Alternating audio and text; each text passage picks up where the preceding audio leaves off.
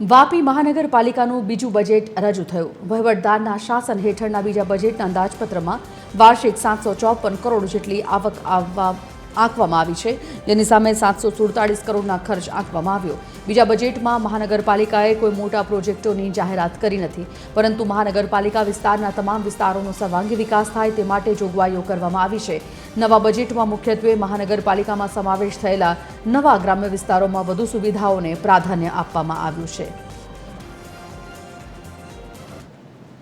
વિભાગના રોડના કામો, પાણી પુરવઠા માટે જેટલા આપણે જૂના નગરપાલિકા વિસ્તારમાં અપગ્રેડેશન અને નવા 11 ગામોમાં દરેક ઘર સુધી પાણીનું આયોજન, ડ્રેનેજમાં સ્ટોર્મ વોટર ડ્રેન બંને બાજુ નામદા ખનકી અને બિલખાડીની લાઇનિંગ કરીને એને સ્મૂથ કરવાનું કામ અને ડ્રેનેજના જેટલા પણ મિસિંગ લિંક્સ છે અને નવા ગામો પણ ડ્રેનેજના કામો ખાસ કરીને ચણોદ અને ચીરી છરવાડામાં શરૂ થાય। સ્ટ્રીટ લાઇટ નવી 3500 આ વર્ષે આપણે આયોજનમાં લીધેલી છે અને આ સિવાય આંગણવાડી હોય, અર્બન પીએચસી હોય, સ્પોર્ટ્સ ફેસિલિટી હોય, ગાર્ડન ડેવલપમેન્ટ હોય, સિટી બ્યુટિફિકેશન હોય, સીસીટીવી સર્વેલન્સ હોય, આ બધાને આપણે બજેટમાં સ્થાન આપવામાં આવ્યું છે।